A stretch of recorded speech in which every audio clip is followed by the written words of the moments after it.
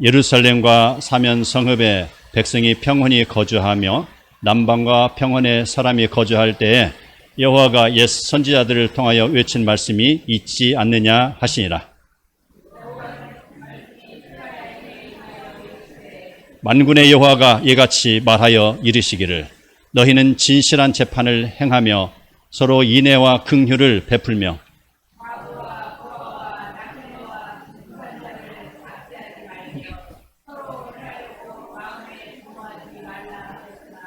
그들이 듣기를 싫어하여 등을 돌리며 듣지 아니하려고 귀를 막으며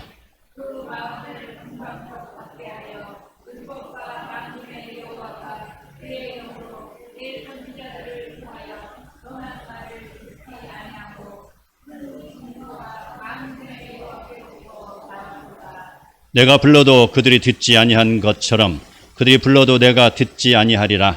만군의 여호와가 말하였느니라. 내가 그들을 바람으로 불어 알지 못하던 여러 나라에 흩었느니라.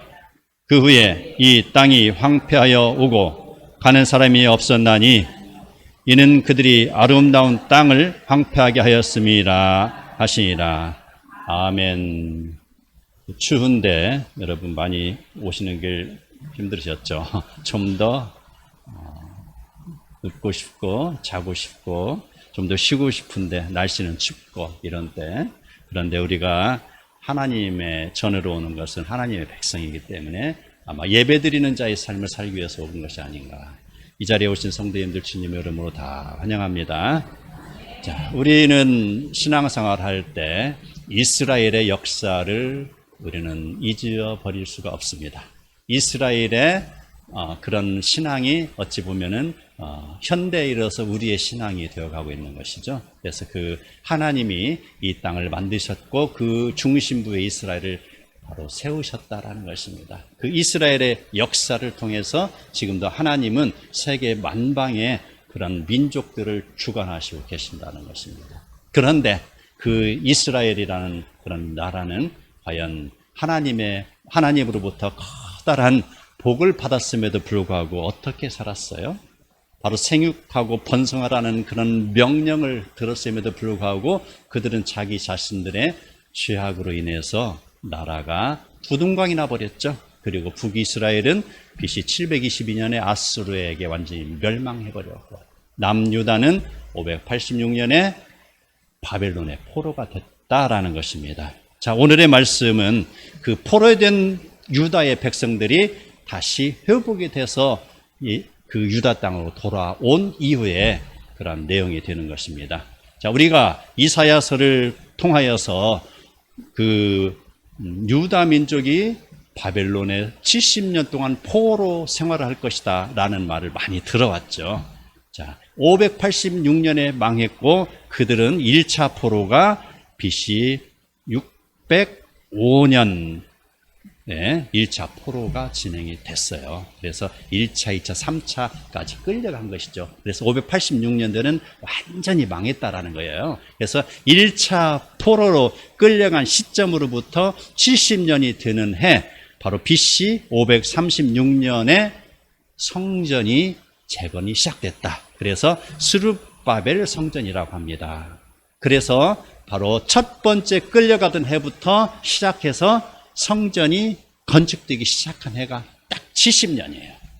자, 그 시점으로부터 우리는 계산을 하게 되는 것이죠. 그래서 스룹바벨의 성전이 건축되고 있었을 때에 그 바로 성전 건축하는 데 방해하는 사람들이 있었어요. 바로 외인 취급을 당했던 사마리아 사람들, 그들은 바로 도비아와 산발렛, 이들이 추종 세력이 그들이 주동 세력이 돼서 이스라엘의 성전 짓는 것을 방해하였죠. 그것도 보통 방해한 것이 아니라요, 그 나라 페르시아 제국의 상소문을 올려가면서 저들이 반란을 할 것입니다 라는 그런 내용을 통해서 그들의 성전 건축을 방해했다라는 것입니다. 자, 그 성전 건축을 이제 다시 시작하게 됐습니다. 학개와 스가랴에 의해서 그 성전이 재건이 되는 것이죠. 자, 그 성전을 건축할 때에 그들은 바로 선지자에게 이야기합니다. 내가 여러 해 동안 해온 대로 5월 중에 울며 근신하리이까? 제물과 금식 기도를 계속 드려야 됩니까? 라고 지금 묻고 있습니다. 그들은 70년 동안 그들은 금식을 해왔는가 봐요. 그래서 이렇게 성전이 건축되는 것이 지금 탄탄대로를 지금 걸어가고 있는데 지금까지 행해오던 그 금식을 아직도 계속해서 해야 됩니까? 라는 그런 내용이죠. 그랬을 때에 그 스가랴는 성전 건축도 중요하지만 하나님의 말씀을 순종하는 것이 더 중요하다는 것을 그들에게 일깨워주고 있는 게 오늘의 내용인 것입니다. 스가랴는 그들의 그릇된 금식 자세를 꾸짖고 있습니다. 제사장들의 잘못을 꼬집어서 지적하고 있어요. 그래서 직접적으로 이야기합니다. 너희가 70년 동안 5달과 7째 달에 금식한 것이 나를 위한 것이었더냐?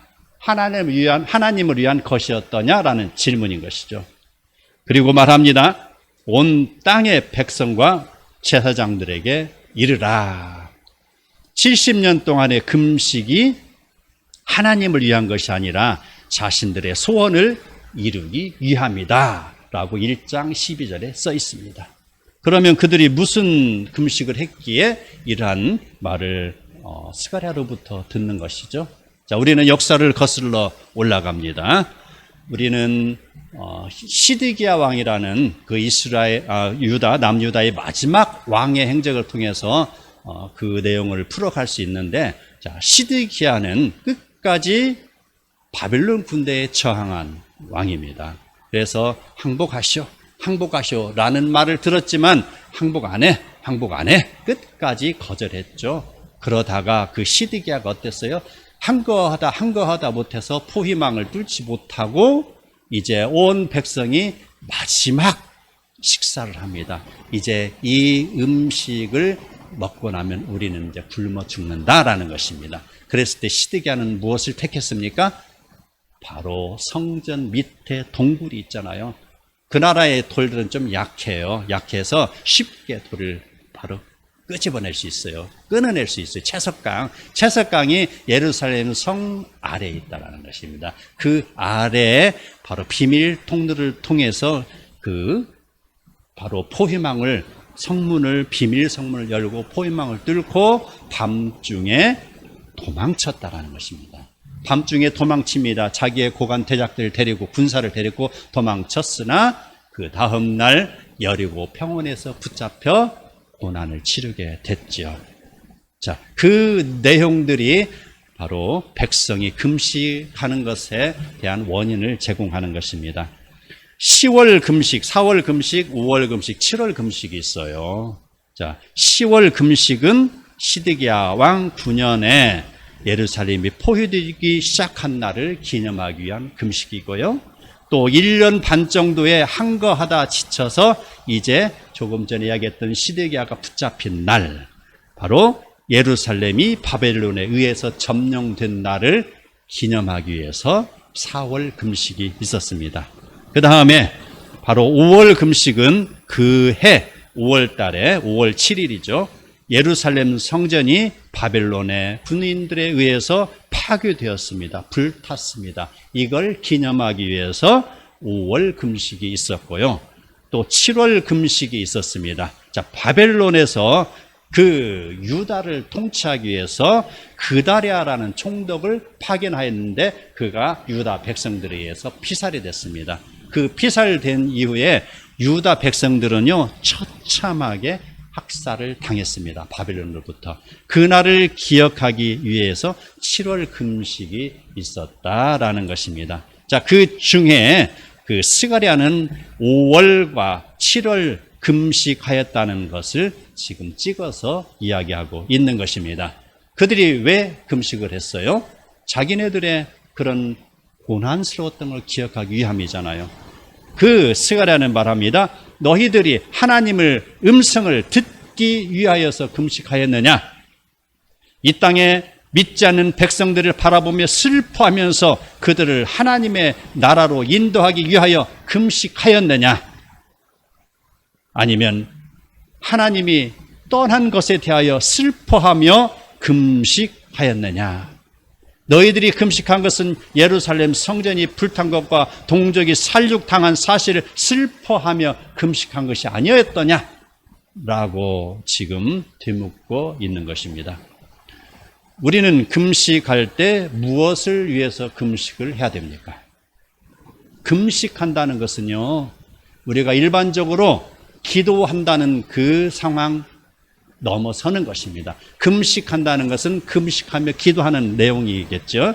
금식 기도한다라는 것이죠. 일반적인 기도는 우리가 수시로 또 이렇게 걸어가면서도 또 큰 소리로 읊조리면서 작은 소리로 읊조리면서 기도할 수가 있는 것입니다. 그게 기도입니다. 예배 시간에 우리가 기도하는 게 기도입니다. 금식 기도는 어때요? 나의 상황이 상당한 위기에 있을 때 하나님 앞에 드리는 게 금식 기도잖아요. 그래서 나의 힘이 없습니다, 이걸 하나님께 보여주는 거예요. 내가 굶습니다. 조금 있으면 이제 내가 에너지가 떨어집니다. 아버지, 내일이면 나 완전히 고갈됩니다. 내일이면 더 나는 육신의 힘이 완전히 빠집니다. 이걸 하나님께 보여드리는 거예요. 그래서 나의 힘이 다 빠지고 소진되고 이제 아무런 기력이 없으니 아버지, 죽이든 살리든 마음대로 하십시오. 이게 금식기도예요. 바로 그러한 금식기도의 의미가 있는데, 그들이 금식 기도하는 것은 과연 무엇이었을까? 7장 7절에서 그동안 하나님은 많은 선지자들을 보내어서 회개의 메시지를 그 백성들에게 전했습니다. 그런데 그들은 듣지 아니하고 선지자들을 오히려 핍박하고 죽였다는 것입니다. 에레미야 선지자는 핍박을 당하여서 웅덩이에 갇히게 됐잖아요. 이사야 선지자는 핍박을 당하여서 죽임을 당했잖아요. 핍박하였다. 듣지 아니하고 핍박하였다. 금식이라는 것은 회개와 기도와 하나님을 향한 영광을 올려드리는 것인데, 그들은 그러한 마음 없이 자신들의 종교적 이기심을 만족시키기 위하여 형식에만 치우친 것을 행하고 있었다는 것입니다. 이러한 모습들은 나의 그런 곡간을 채우기 위한 금식, 나의 자녀의 그런 평안하고 잘되기 위한 금식, 나의 출세와 명예를 위하여서 금식하는 기도와 다를 바가 없는 것이죠. 이러한 지경에 이르도록, 그 백성이 혼란스러운 상황에 이르도록 방치한 것에 대하여서 하나님은 제사장들을 지금 나무라고 있는 것입니다. 백성이 타락하고 어려움에 처하면은 제사장들은 발벗고 일어나서 회개의 운동을 부르짖어야 하는데, 그들은 책임을 회피하고 앞장서서 백성을 핍박하고 하나님을 업신여기고 있었습니다. 말라기서에 이런 내용이 나오죠. 1장 7절에서 8절에 너희가 더러운 떡을 나의 제단에 드리고도 말하기를 우리가 어떻게 주를 더럽게 하였나이까 하는 도다. 이는 너희가 여호와의 식탁은 경멸히 여길 것이라 말하기 때문이다. 만군의 여호와가 이르노라, 너희가 눈먼 희생 제물을 바치는 것이 어찌 악하지 아니하며 저는 것 병든 것을 드리는 것이 어찌 악하지 아니하냐. 이것이 당시의 백성의 상황이요, 그들을 지도하는 제사장의 신앙이었던 것이죠. 그들은 하나님을 섬기지만 형식적으로 섬기고 있었습니다. 그런 자들을 향하여서 스가랴는 이야기하고 있습니다. 스가랴서 7장 9절에 우리 함께 읽어볼까요? 오늘 읽은 말씀 우리 성경책과 함께 읽죠. 네, 시작. 만군의 여호와가 이같이 말하여 이르기를 너희는 진실한 재판을 행하며 서로 인애와 긍휼을 베풀며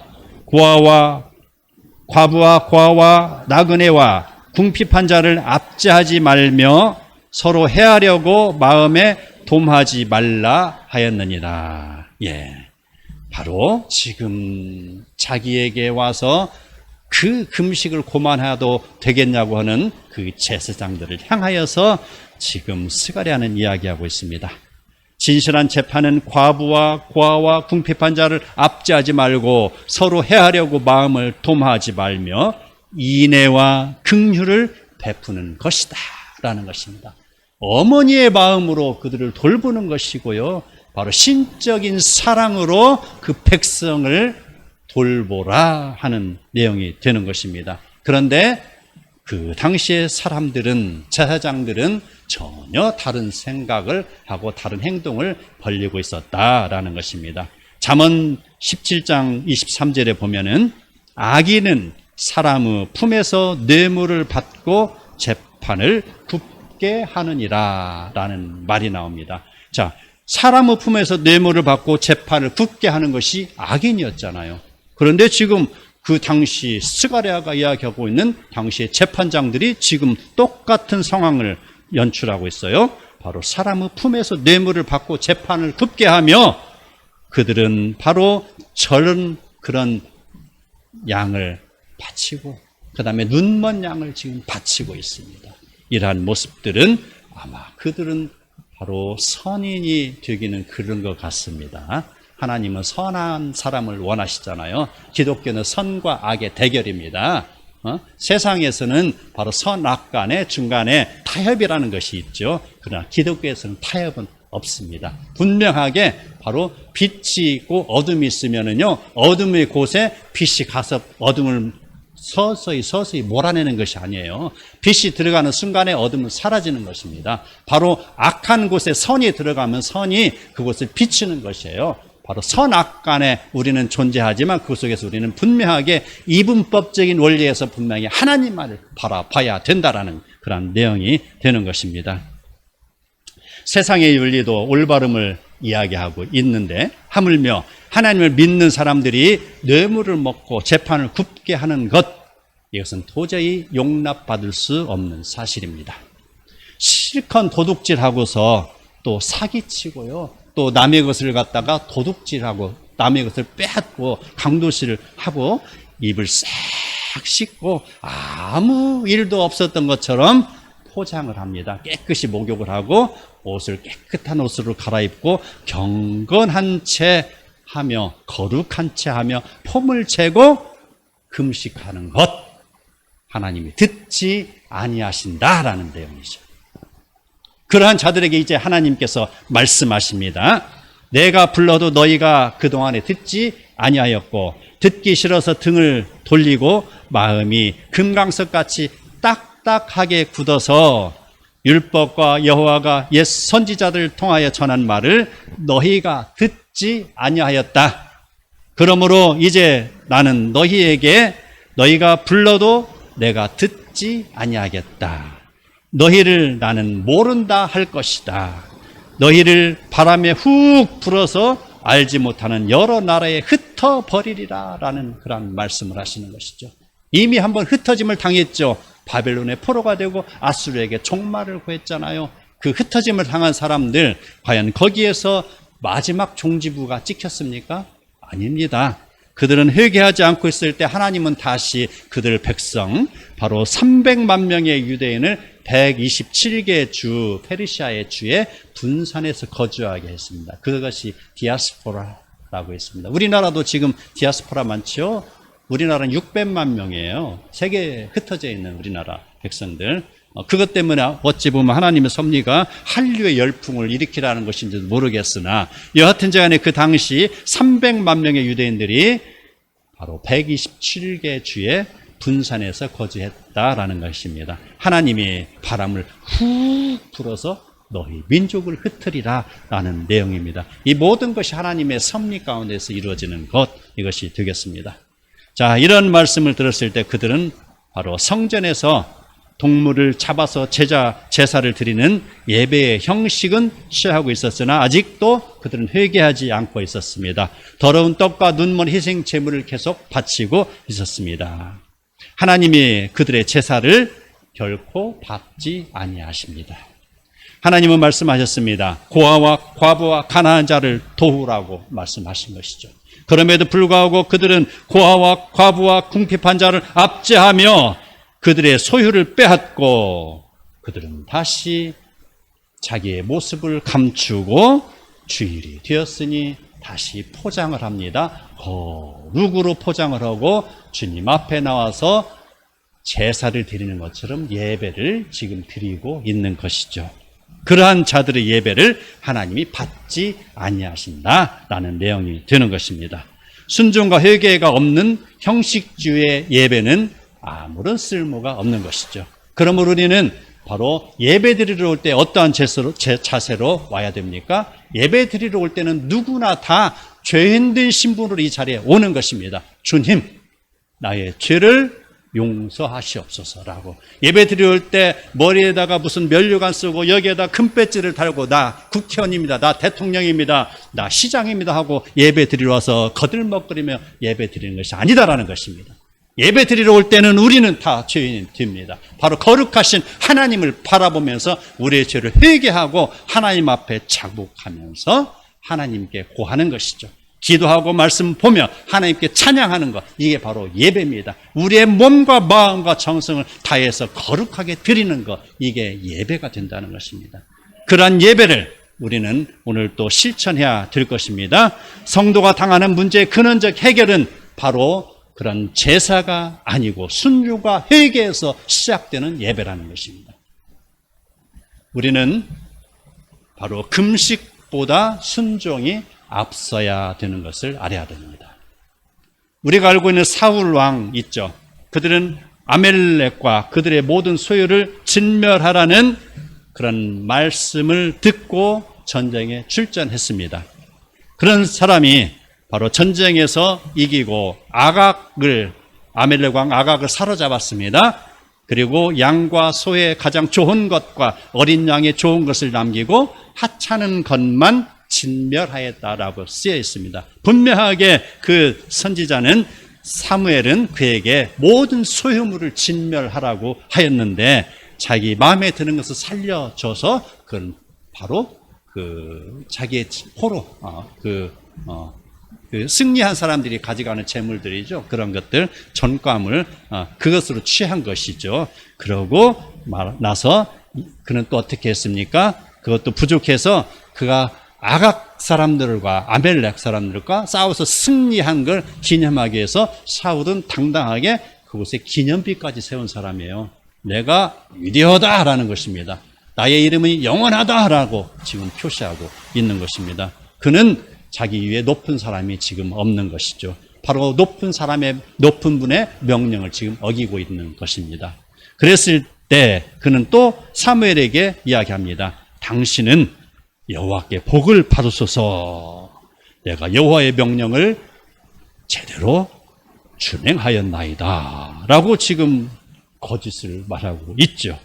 사무엘이 바로 사울에게 이제 대답합니다. 왕이시여, 내 귀에 들려오는 이 양의 울음소리와 내게 들려오는 소의 울음소리는 어찌 된 일입니까? 라고 묻습니다. 당신은 하나님 여호와께 제사하려 하여 당신의 하나님 여호와께 제사를 하게 하여, 이게 사울의 이야기입니다. 그 울음소리, 그 소와 양의 그런 울음소리, 그는 내가 바로 적진에서 끌고 온 동물들인데 당신이 섬기는 하나님 여호와께 제사를 드리려기 위해서 끌고 온 것입니다. 다 진멸하지 않고 갖고 왔으니까, 바로 제사를 위해서 가지고 왔으니까 그것에 대해서 따지지 마시오라는 것이죠. 그때 사무엘이 사울 왕을 꾸짖습니다. 왕이 스스로 작게 여길 때에는 이스라엘의 머리가 되지 아니하셨나이까. 왕은 어찌하여 여호와의 목소리를 청종하지 아니하고 탈취하기만 급하여 여호와께서 악하게 여기시는 일을 행하였나이까? 라고 지금 이야기하고 있는 것입니다. 사무엘상 15장 22절 함께 읽겠습니다. 시작. 사무엘이 이르되 여호와께서 번제와 다른 제사를 그의 목소리를 청종하는 것을 좋아하심같이 좋아하시겠나이까? 순종이 제사보다 낫고 듣는 것이 수양의 기름보다 나으니. 자, 우리가 주일학교 때부터 많이 들었던 내용이죠. 바로 순종이 제사보다 낫고 듣는 것이 수양의 기름보다 낫다라는 것. 이 말씀은 하나님의 말씀을 읽는 모든 사람에게 바로 신앙의 방법과 방향성을 제시하는 중요한 내용입니다. 많은 사람들은 짐승을 잡아서 피를 뿌리고 각을 떠서 제단 위에서 태우는 그런 제사를 잘 드리거나 또는 예배를 거룩하게, 거룩이라는 것은요 지금 드러난 외형적인 것을 이야기하죠. 제사를 외형적으로 아주 번지르르하게 드리면은 하나님의 구원이 임한다고 생각을 하고 있습니다. 그러나 우리는 분명하게 알아야 될 것은 제사는 믿음 뒤에 따라오는 그림자라는 것이죠. 율법과 제사로 구약시대 사람들은 구원받는다고 생각했다라면 오산입니다. 신약이나 구약이나 똑같습니다. 예수 그리스도를 믿음으로 인하여 구원받는다라는 것입니다. 예수를 믿고 하나님을 믿었을 때 그 다음에 따라오는 결과가 바로 율법을 제대로 지키는 것이요 제사를 제대로 드리는 것이다라는 것입니다. 그래서 제사는 그림자인 것이고 믿고 따르고 순종하는 구원에 이르는 것은 바로 실체라는 것이죠. 그러므로 하나님은 제사보다 순종을 더 강조하고 계시는 것입니다. 이사야는 타락한 이스라엘을 향해서 이렇게 말합니다. 너희가 즐겨 순종하면 땅의 아름다운 소산을 먹을 것이요 너희가 거절하여 배반하면 칼에 삼켜지리라. 여호와의 입의 말씀이니라 라고 했습니다. 이 말씀에서 순종과 불순종의 대결입니다. 순종의 결과는 아름다운 소산이 주어지는 것이고 불순종의 결과는 바로 칼에 삼켜진다라는 내용. 그러나 순종하는 사람의 그런 근원을 우리는 이삭에게서 보게 되는 것입니다. 그가 하나님의 말씀에 순종하고 또 그의 원수들이 그를 계속해서 공격하고 그의 물건을 빼앗았습니다. 그의 우물을 탈취하였습니다. 그랬을 때 이삭은 계속해서 다투지 아니하고 그 지방에 묵묵히 앉아서 새로운 우물을 파며 하나님의 그런 도우심을 간구했을 때 하나님께서는 그에게 그해 100배의 결실을 맺게 하셨다라는 것입니다. 자, 우리는 성경에서 이제 불순종의 그런 사람 누구 볼 수 있을까요? 바로 아합. 우리가 잘 알죠? 엘리야와 대결했던 아합 왕, 가장 악한 왕이죠. 그 아합은 불순종으로 인해서 3년의 기근을 겪었죠. 자, 이러한 순종과 불순종의 그런 차이는 바로 이 땅에서 바로 우리가 누릴 수 있는 그런 것에 대해서 나타나기도 하고요. 또 영적인 부분에서도 분명하게 차이가 드러납니다. 신약에서는 자, 이 부분에 대해서 순종을 어떻게 이야기하고 있는지 우리 요한복음 3장 16절 함께 보겠습니다. 시작. 아들을 믿는 자에게는 영생이 있고 아들에게 순종하지 아니하는 자는 영생을 보지 못하고 도리어 하나님의 진노가 그 위에 머물러 있느니라. 자, 아멘. 여기에서 믿는 자, 순종 이 두 가지가 나타납니다. 자, 아들을 믿는 자가 구원받는다. 이 말씀은 아들의 말씀에 순종하는 자가 구원을 받는다라는 내용입니다. 또 아들에게 순종하지 않는 자가 영생을 보지 못한다는 것은 아들을 믿지 않는 자가 영생을 보지 못한다라는 내용이 되는 것입니다. 그러므로 믿음이 있는 곳에 순종이 따라가는 것이에요. 순종과 믿음은 다른 별개의 것이 아니라 믿음에 순종은 딱 붙어 있는 것이에요. 그래서 믿음과 순종은 항상 짝을 이루고 있습니다.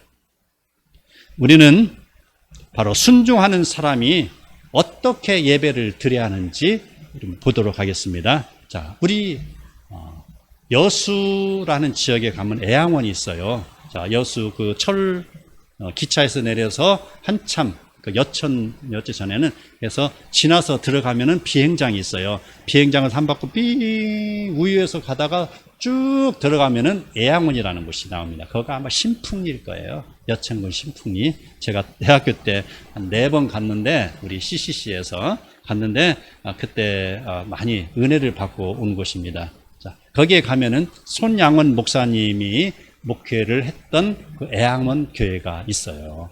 자, 그곳에 우리는 애향원에서 그 손 목사님이 목회했던 것에 대해서 많이 들었어요. 그 손양원 목사님은 바로 평양신학교를 다녔을 때, 그때 입학하자마자 신사참배 문제가 심각하게 대두가 됐어요. 학교 문제뿐만이 아니라 온통 우리 기독교 전반에 이게 퍼졌던 내용입니다. 그래서 그는 그것 때문에 많이 고민하고 있었는데, 그 2학년 때에 애향원에 이제 한번 설교하기로 약속을 하고 부흥 사경의 자리에 강사로 초청되어서 설교한 것이 2년이 돼서 애향원 교회에 이제 부임을 하게 됩니다. 그런데 애향원 교회에 부임한 그 해 이제 총회에서 신사참배가 가결됐다라는 소식을 듣고 그 목사님은 눈물을 흘렸습니다. 자, 비록 총회에서는 그게 가결이 됐지만 그 목사님은 바로 성도들 앞에서 설교할 때 회개를 강조하고 신사참배의 부당성을 끊임없이 주장을 했습니다. 자, 이러한 그러한 외침 속에서 성도들은 계속해서 회개의 그런 눈물을 흘렸고, 또 신사참배의 부당성을 그들이 알고 또 주변 사람들에게 이야기를 했겠죠. 이런 모습을 보고 당시에 형사들, 순사라고 그러죠. 그 사람들의 눈에 손양원 목사님은 가시처럼 보였습니다. 그래서 결국 그 목사님은 예배를 마치고 집으로 가는 길에 체포되어서 바로 늘어나고 해서 6년간의 옥고를 치르셨다라는 것입니다. 그가 믿는 예수님은 우리가 믿는 예수님과 다르지 않습니다. 그는 신앙의 변칙을 허용하지 않으셨습니다. 어떠한 불효도 굽히지 아니하였고요. 말씀에 100% 순종하는 그런 모범을 보이신 분입니다. 요한복음 4장 23절 시작. 아버지께 참되게 예배하는 자들은 영과 진리로 예배할 때가 오나니 곧 이때라. 아버지께서는 자기에게 이렇게 예배하는 자들을 찾으시느니라 라고 했습니다. 아멘. 사회적으로 많이 괄시를 받았던 사마리아 사람들, 그중에서도 특히나 그 행실이 옳지 못하다고 손가락질을 당했던 그 여인을 만났을 때 예수님이 그에게 이야기한 내용입니다. 바로 아버지께 참되게 예배하는 자들, 이런 말. 자, 그 전에 무슨 일이 있었어요? 내가 너에게 영원히 목마르지 않는 물을 주리라 라고 했어요. 그리고 그가 바로 예수님에게 물어봅니다. 예루살렘에서 예배 드리는 것이 맞습니까? 아니면은 우리가 살고 있는 지금 고향 그리심산에서 예배를 드리는 것이 맞습니까? 라는 질문을 하는 거예요. 그는 지금 온통 바로 구원에 관한 그런 예배에 관한 거에 대해서 궁금증이 막 사로잡혀 있는 것이죠. 그래서 내가 어떻게 하면 좀 더 새로운 삶을 살아볼까? 내가 비록 세상 사람들로부터 손가락질 당하는 그런 천한 위치에 있지만 내가 어떻게 하면은 이 험하고 이 인정받지 못하는 곳에서 내가 일어나 새롭게 신앙생활하고 바로 하나님께 예배를 드릴 수 있을까 고민하고 있었던 것입니다. 그랬을 때 예수님이 그에게 말씀하신 것이죠. 아버지께 참되게 예배하는 자들은 영과 진리로 예배할 때가 오나니 곧 이때라. 아버지께서는 자기에게 예배하는 자들을 찾으신다. 그 제사장들의 그 타락한 그런 예배 모습이 아니고요, 바로 영과 진리로 예배하는 자들을 찾으신다라는 그런 내용입니다. 유대인들은 진리를 알지 못해서 예수님을 핍박하고 십자가에 못 박았습니다. 사마리아 사람들은 예배의 방법을 몰라서 지금 헤매고 있는 것이죠. 예수님은 그러한 자들에게 또 그 헤매고 있는 현대에 살아가는 우리들에게 말씀하시는 거예요. 바로 영과 진리로 예배드려라 라는 내용입니다. 제가 공군에서 근무를 했기 때문에 그 비행기와 그 날씨에 대해서 좀 익숙합니다. 그래서 조종사가 이제 비행을 하다가 갑자기 먹구름을 만날 때가 있습니다. 그걸 악기상이라고 해요. 악기상. 그 악기상을 만나면은요, 앞이 캄캄해서 칠흑같이 어두워서 조종사는 상당히 위태한 마음을 금할 수가 없습니다. 그래서 당황을 할 때 그는 바로 관제사와 교신을 하죠. 나의 상황을 이야기합니다. 지금 내가 악기상 속에 묻혀 있습니다라고 말합니다. 그러면은 그는 관제사는 그에게 지시를 합니다. 지금 트래픽을 보는 것이죠. 지금 어디에 비행기가 있으니까 이쪽 위치에는 삼가하고 더 고도를 높여서 어느 방향으로 가라라고 그 조종사에게 지시를 합니다. 그러면은 관제사의 지시를 받은 조종사는 항로를 다시 바로 잡고 고도를 높여가면서 비행을 하다 보면은 뭐가 나옵니까? 그렇게 악기상 속에 파묻혔던 비행기가 쭉 올라가면 이제 밝은 푸른 하늘을 보게 되잖아요. 그럼 어떻게 돼요? 휴, 이제 살았다라고 하잖아요. 네. 우리의 인생도 마찬가지입니다. 내게 환난이 많이 다가옴으로 인해서 내가 악기상에 갇혀 있는 것처럼 지금 죽을 것만 같이 느껴질 때가 있습니다. 그랬을 때 우리는 바로 하나님과 교신을 하는 것입니다. 하나님! 하고 그랬을 때 하나님 우리에게 말씀을 주시잖아요. 그래서 그 말씀을 붙잡고 순종하고 하나님이 지시한 대로 똑같이 따라서 걸어가는 사람, 그는 바로 높게 하늘을 향해서 나갈 때 바로 우리에게 천국이 주어지는 그런 내용이죠. 우리 인생께는 날마다 수많은 사건이 우리에게 다가옵니다. 우리는 날마다 수많은 결정을 해야 되는 것이죠. 그럴 때마다 우리는 항상 선악간의 갈림길에서 과연 내가 오늘은 어느 길로 가야 할지 망설이고 결정을 해야 됩니다. 머무를 수가 없습니다. 왜? 뒤에서 차가 계속 밀려오잖아요. 그러면 내가 우회전을 할 것인지 좌회전을 할 것인지 바로 결정을 해서 떠나야 되는 것입니다. 이게 우리의 인생이죠. 한순간도 그 자리에 머무를 수가 없습니다. 바로 가야 되는 것이죠. 이러한 고민 속에서 우리는 오늘, 바로 오늘의 말씀이 우리에게 주는 교훈이 뭔가 다시금 생각해 봐야 됩니다. 사울이라는 사람은 불순종을 통해서 그는 사무엘의 꾸지름을 들었습니다. 바벨론의 포로에서 돌아온 그들은 순종하지 아니하고 백성을 억압하고 핍박하고 그 자기의 직분을 제대로 지키지 않았을 때 스가랴로부터 꾸지름을 당했습니다. 그러나 바로 그 꾸지름을 듣고 회개와 그다음에 눈물과 또 하나님 앞에 다시 돌아서는 그러한 삶의 변화가 있어야 됨에도 불구하고 그들은 거기에서 그쳤다. 그냥 그 자리에 머물렀다라는 거예요. 아무런 변화가 없어요. 인생의 변화가 없어요. 그러나 우리는 성경에 또 다른 사건들을 봅니다.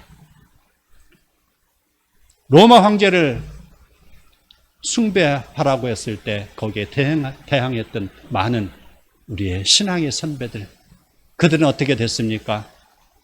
그 우상 숭배를 반대하고 자기 신앙을 지켰을 때 바로 원형극장에 던져져서 사자와 싸워야 됐고 사자의 밥이 되어야 되지 않았습니다. 끝까지 신앙을 지키는 그들의 그런 신앙의 절개는 바로 카타고메에서 증명이 되는 것이죠. 한 사람은 끌려가 죽었습니다. 이제는 나는 생명을 보존해야 돼요. 그러니 굴을 파고 들어갑니다. 피신해서 들어가서 거기에서 모여서 예배를 드리고 그러기를 200년, 300년 하다가 로마는 어떻게 됐습니까? 그들의 믿음과 그들의 기도와 그들의 선행을 통해서 이제 그 타락했던 로마는 바로 예수 그리스도를 믿는 그런 나라가 된 것이 아닙니까? 기독교가 로마의 국교가 된 것이 아닙니까? 손양원 목사님의 그러한 신사참배를 반대하는 그러한 외침, 당시에 그와 동조해서 참으로 믿음의 모습을 외쳤던 여러 우리의 믿음의 선배들의 외침 때문에 이 나라가 해방된 것이 아니겠습니까? 그것에는 분명하게 하나님의 섭리가 작용했을 것이고 그런 사람들의 소리를 하나님이 지르게 하였고 그 소리를 들으시면서 하나님은 이 나라 이 민족을 구원하신 것입니다. 그러므로 우리는 이제 선악간의 결단을 내려야 됩니다. 어떠한 불평과 어떠한 불합리가 우리의 앞길을 막아설지라도 우리는 분명하게 믿음의 길을 택해야 할 것입니다. 하나님은 무슨 거창한 제사를 원하시는 것이 아닙니다. 아주 소박할지라도 우리에게 주어진 말씀에 순종하는 자세를 원하시는 것입니다. 매일 아침 하나님께 기도하는 자, 그러한 자는 하루의 문을 기도로 순종으로 여는 자들입니다. 그러한 자는 분명히 성령께서 이길 힘을 주시는 것입니다. 우리 아침에 나와서 기도할 때 가족을 위해서 기도합니다. 또 교회를 위해서 기도합니다. 나라와 민족의 지금 위기를 놓고 기도를 해야 되는 것입니다.